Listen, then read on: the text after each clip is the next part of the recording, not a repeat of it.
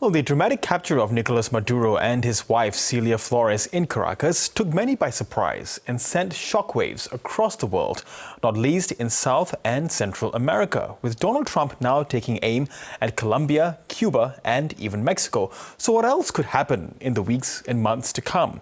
Brian Fonseca is the director of the Jack D. Gordon Institute for Public Policy at the University of Florida, and he joins me now. Brian, good to have you back on the program. Now, as we mentioned there, Trump has his crosshairs aimed at Colombia now, threatening it with military action. Now, given what's happened in Caracas, can one rule out Trump doing the same to Colombia's leader? No, I mean, I think no, I think, Colombia and the United States have had a really deep historical relationship. In fact, the United States and Colombia collaborate and coordinate pretty consistently on security issues right now. And so I think a lot of that is rhetorical. I mean, the president of Colombia, Petro, and President Trump have taken shots at each other over the last year. And so I think it's a lot of grandstanding, but I definitely don't see the president's remarks suggesting, or at least seriously taking into consideration any type of incursion into Colombia. I think what the president was referring to, probably more than anything, is Cuba and Nicaragua. If you look at the U.S. national security strategy, putting the Western Hemisphere at the forefront, Cuba and Nicaragua will remain, sort of, aside from Venezuela, the last two autocracies in the Western Hemisphere. So if that's the case, would Cuba and Nicaragua be making preparations for perhaps possible U.S. military action? I think it's possible. I mean, I think that not just President Trump, but Secretary Rubio also, sent signals to Cuba in sort of his press statements yesterday that certainly the United States, is interested in seeing change in Cuba. Nicaragua has also been vocalized by the administration in the past. And so I think those countries are definitely seeing the writing on the wall. Of course, there's no movement of the U.S. military at this point, but certainly the rhetoric is charged, and it does suggest that the United States is going to start to push against those two countries to see some type of effective change away from autocracy back to some form of democracy. Yes, and speaking of rhetoric, we heard in that story just before this interview, Trump saying, quote, "We need Greenland." Where is he going with this? Yeah, again, I don't think he thinks seriously about using military intervention, but the president has been pretty consistent about his aspirations of having U.S. control over Greenland. He sees Greenland as a strategic point to sort of the North, especially as the geopolitical competition around the Arctic heats up.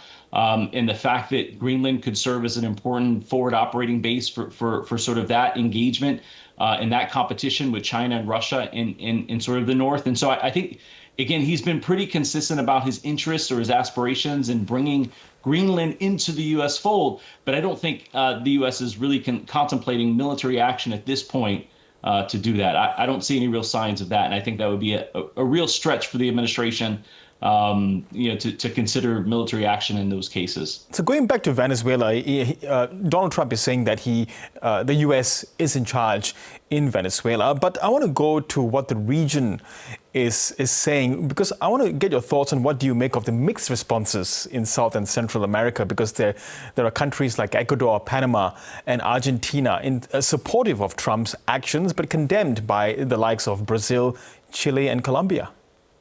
Yeah, I mean, a lot of the sort of reaction is aligning sort of with respect to political preferences or political leanings. The countries that have supported Trump are countries that tend to lean towards the right, have sort of similar hawkish foreign policy approaches, want deep relationships with the United States and seem to be appeasing the White House in an effort to deepen its relationship with them. And again, you cited those countries. The countries on the other side tend to be those that are antithetical to the political position of the current administration. Lula in Brazil and Petro in Colombia, and sort of outgoing Boric in Chile. Those countries tend to be, lean to the left in terms of political identity, and they're a little more antithetical to American interests at this particular point and with this particular administration. And so I think you're seeing a reaction that is consistently aligned with the political preferences of countries in the region. That said, I'll make one last point, and that is I still think that countries across the region, are concerned about the precedent set by the U.S. using military action unilaterally to remove a sitting president. even if the United States doesn't necessarily recognize Maduro as a legitimate president, and I think those are arguments that are going to be made in court going forward, it still is a concern that region has about U.S. intervention. And that would go with any country that seems to want to intervene in the political affairs of countries in the Americas. I think countries, even if they vocalize support of Trump, are certainly concerned about the precedent that unilateral military action has. Yes, and speaking of precedent, does this embolden countries like China with its ambitions in Taiwan? Because there's a lot of analysts have been speaking about that at the moment. If Trump can do what he did, will Xi Jinping then do what he has promised to do?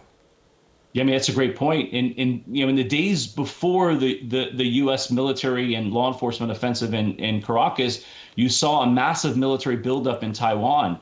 The Chinese sort of deployed military assets into the straits as a means of flexing, saying that it was really about military exercises. And then Xi Jinping went on to sort of reassert its claims over Taiwan. And so I think certainly the Chinese are looking at this very carefully. The Chinese have been very consistent. Beijing has been very consistent about asserting its claims over Taiwan and saying that it's going to bring Taiwan back into the mainland in some form. And so I think that certainly, China and Beijing and Chinese leadership are thinking about, how they could leverage some similar form to bring Taiwan back in the fold. But I don't think we're there yet. But anything can happen. I mean, the geopolitical landscape is moving really fast. It is indeed. Brian Fonseca, really appreciate your analysis on the program, and we will be back with you as these things do develop. Thank you. Thank you.